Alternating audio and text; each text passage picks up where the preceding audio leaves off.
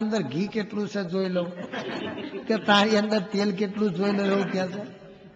તો આવું પાણી પ્રભુએ મફત આપ્યું અને તારી ઘણી વસ્તુ આપી છે આપણને. એનો વિચાર કરીએ ત્યારે ખબર પડે. હવે કેરીની સિઝન આવશે, રાજી થઈ ગયા લેરી તો વાલે બનાવી કેરી. કેરી તમે જુઓ, કાચી હોય ત્યારે લીલા રંગની હોય, કઠણ હોય અને ખાટી હોય. આ કાચી કેરીની ખૂણામાં ઢગલી કરી અને ઉપર ડાંગરનું પરાર મૂકીને ગોદડી ઢોકી દો. 10-15 દિવસે ઢગલું ખોલીને જોશો તમે તો લીલા રંગની કેરી પીળી થઈ ગઈ. ચાલો, પીળો કલર કોઈ લાઈન ચોપડ્યો છે ઉપર, તો કલર ચેન્જ કોણે કર્યો? એ ઠાકોરજીની દયા. હવે જે કેરી ખાટી હતી એ ગળી થઈ ગઈ, તો કેરીમાં ગળપણ કઈથી આવ્યું?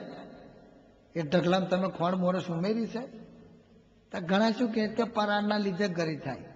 તો ડોંગરનું પરાર કર્યું હોય તો ઢોળો વગાટ પડી મૂકે, મારી તોડીને બધું પરાર ખાઈ ના જાય. ત્યાં ઘણા શું કહે કે ગોદડીને લીધે ગરી થાય. ત્યાં ગોદડીમાં ગળપણ છે? ત્યાં કીડીઓ મકોડા ગોદડીને છાલ છોડે? ગોદડી તોડી થાય. પણ એ ગળપણ અંતરિક્ષપણે ઠાકોરજી મૂકે છે. અને જે કેરી કઠણ હતી એ ઢગલામાંથી કાઢીને દબાઈ જુઓ તો ઢીલી થઈ ગઈ, પાકી ગઈ એટલે ઢીલી થઈ. તો કેરી કેવી નારી જાતિ શબ્દ છે. ઘરમાં નારી ક્યારે ઢીલી થાય? એમ ધણી બીવડાવે ત્યાં ઢીલી થાય. ત્યાં કેરીઓ કોણ બીવડાવે છે?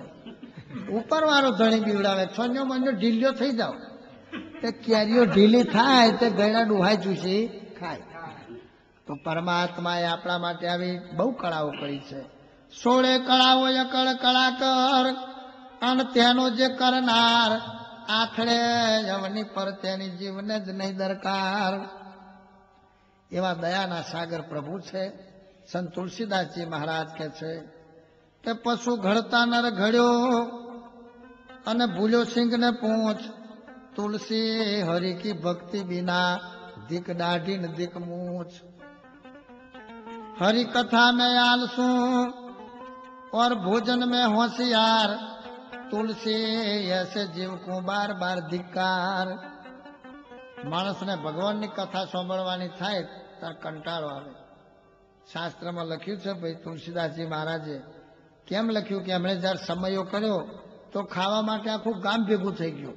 दूधपाक मालपुआ कढ़ी ताकि एनी उपर जबरी पड़ा पड़ी, पण राते हरिकीर्तन में माणस भेगुं थयुं अढ़ी। एक डोसो एक डोसी ने एक नानो टीन्यो अढ़ी माणस भेगुं थयुं अढ़ी। ते तुलसीदास जी रीत चढ़ी। ते तुलसीदास जी आ कड़क साखी एटले लखेली के पशु गढ़ता नर गढ़्यो अने भूल्यो सिंह ने पूछ, तुलसी हरि की भक्ति बिना धिक दाढ़ी न धिक मूछ। तुलसीदास जी के धिक्कार छे तने मनुष्य बनाव्यो। मनुष्य जन्म में कर्युं ने कशुं ए बीजा जन्म में थाय छे पशु। पण तुलसीदास जी बहु विचार कर्यो के लोको कथामां केम ना आव्या। अंते संशोधन करीने एक साखी लखी छे कि तुलसी पूर्व के पाप से हरि कथा न सोहाय, जैसे ज्वर के जोर से भोजन की रुचि जाए। 3-4 रोटला खायो मजबूत माणस होय पण एना शरीर में जो ताड़ियो ताव चढ़ी जाए तो बचकू ढेबरू भावे नहीं। एम जेने पूर्व जन्म में माँ बाप ने दुखी कर्या छे, गुरु ने दुखी कर्या, देव मंदिर ने चोरी करी, गायों ने दुखी करी, एवो पापी जीवड़ो कोई दाड़ो कथा में आवी शकतो नथी। अने कदाच जो कथा में आवे तो शुं दशा थाय? दुर्जन कथा न सांभळे को तो ऊंघे के उठी जाए। मखियों चंदन पर हरे विष्टा ऊपर जाए। चंदन ऊपर माखी नहीं बेसे पण विष्टा पड़ी हो तो 500 मखियों गोठवाई जाए। एमने तई शिखंड पूरी देखाय। एम दुर्जन माणसो छे ए भगवान की कथा में नहीं आवे। तमे बोलावा जाओ, चालो बहुत सरस प्रोग्राम छे, ता कहिए नवुं शुं कहेवाना छे? अमे के डोंगरे महाराज ने सांभळ्या छे, मोरारी बापू ने सांभळ्या, रमेश ओझा ने सांभळ्या छे, अमे बधुं जाणीए छीए। ले भाई तू बधुं जाणतो हो तो आ तेल कुआ वाळा बिचारा ओएनजीसी वाळा जई ते बॉम्ब फोड़े छे तेलना पॉइंट खोरवा तो तेल मळतुं नथी। तो थई जा जॉइंट ने बताई दे पॉइंट। सेंट्रल गवर्नमेंट बहु पगार आलशे। घणी टीवी पर जाहेरातो आवे छे के अमुक बाबो खोवाई गयो, बेबी खोवाई गई। तू बधुं जाणतो जान जईने बताई दे तो तने इनाम मळशे। आ तो खोटुं अभिमान छे के हुं बधुं जाणुं छुं। सर्वज्ञ तो एक भगवान छे, बाकी बधा ज अल्पज्ञ छे। कोई कहतो हो कि हुं बधुं जाणुं छुं तेने पूछी जुओ। કે તાર શરીર પર વાળ કેટલા થઈને ફરે ફોંકડો, પણ ના જાણે વાળનો વોંકડો, ઘેર બેઠો બેઠો તોડી કાઢે બોકડો, તારા મંડપ શું હોંકડો જ ભાઈ? પણ એ ભગવાનના મંડપમાં કોઈ દાડો આવી નહીં શકે. ગીતામાં એટલે લખ્યું છે કે અનેક જન્મ સંસિદ્ધસ્તો યાતિ પરામ ગતિ, બહુ જન્મનો પૂર્ણ ઉદય થાય ત્યારે પરમાત્મા તરફ ગતિ થાય, પરમાત્માની વાત સાંભળવા મળે, નહીં તો મળે નહીં. અમે દાખલો આપીએ છીએ કે શાક માર્કેટની અંદર આઉટ સિઝનમાં કંકોડો વેચાવા આવે, ત્યાં ઘણા ભાઈઓ જઈને પૂછે કે ભાઈ કંકોડોનો શું ભાવ રાખ્યો છે? 15 રૂપિયા કિલો. પેલો બાપડો સોભરીને થઈ જાય ઢીલો. આય હાય કે 15 રૂપિયા કિલો ખવાય? ના ખવાય, કે આપણે રૂપિયાનો કિલો રીંગણો સારો, જેમ ન તોડી ખાઈએ એમનો. પણ યાદ રાખજો કે કંકોડોની ઢગલી માર્કેટમાં નહીં પડી રહે. કોઈ મારુતિ ફિયાટ ગાડી આવીને માર્કેટમાં ઊભી થઈ જાય, એની અંદરથી કોઈ લેન્ડલોર્ડ કુટુંબનો બેન નીચે ઉતરે, 500,000 રૂપિયાની સાડી પહેરી હોય, 25 તોલા સોનાના દાગીના પહેર્યા હોય, પોકેટ એમનું પૈસાથી ભરેલું હોય, એવા બેન જઈને પૂછે, એ મિસ્ટર કંકોડાનો શું ભાવ રાખ્યો છે? બેન કિલોના 15. ચાલ મૂકી દે બધો ગાડીની અંદર. બોલો એ બેન આખી ઢગલી લઈને ઉપડી ગયો. એનું શું કારણ? કે એમની પાસે પૈસો છે. ત્યાં દુનિયાની વસ્તુ બધી પૈસાથી મળશે, પણ વસ્તુને બનાવનાર જે પરમાત્મા છે પૈસાથી નહીં મળે. એના માટે સાચો પ્રેમ જોઈશે. રાવણના સોનાના મહેલની અંદર શ્રી રામનો પગલો પડ્યો નથી, પણ સબરીની ઝૂંપડીમાં પગલો પડ્યો. કેમ કે ત્યાં પ્રેમ હતો.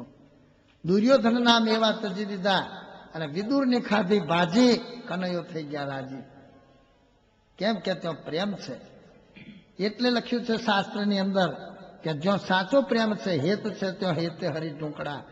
એ વાર નહીં મળે ખર્ચે નાણું રે,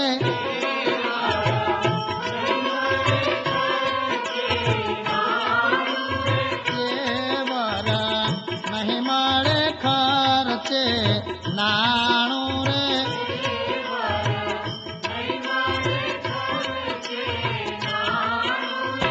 આવ્યું મારે હરિવર વરવાનું ટાણું રે,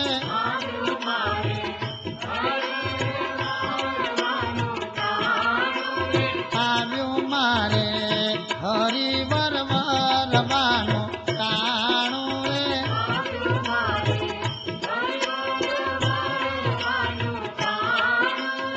એ વર ભાગ્ય વિના નવ ભાવે રે,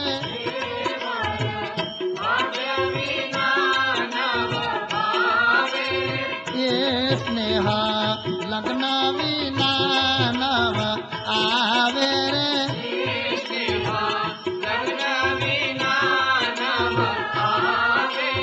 દૂરી જના મન રે માને તેમ કે જોરે,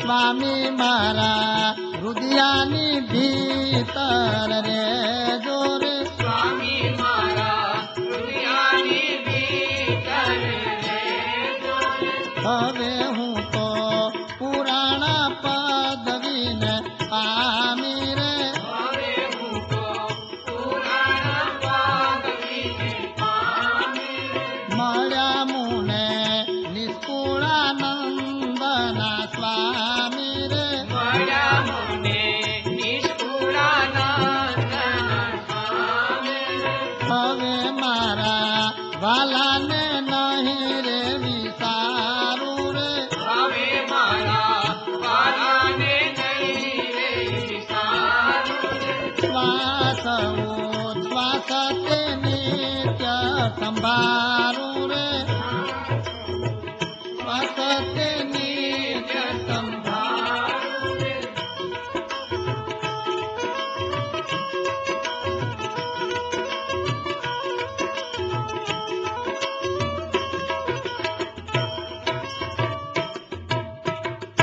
તો સ્નેહ લગ્ન, સ્નેહનું ગુજરાતી છે પ્રેમ, પ્રેમનો બીજો શબ્દ હેત, હેતે હરી ઢૂંકડા. એક બીડીના વ્યસનવાળા વ્યક્તિને બીડીની અંદર હેત છે તો રાત્રે સૂઈ જાય તારે ઓછી કે શું મૂકે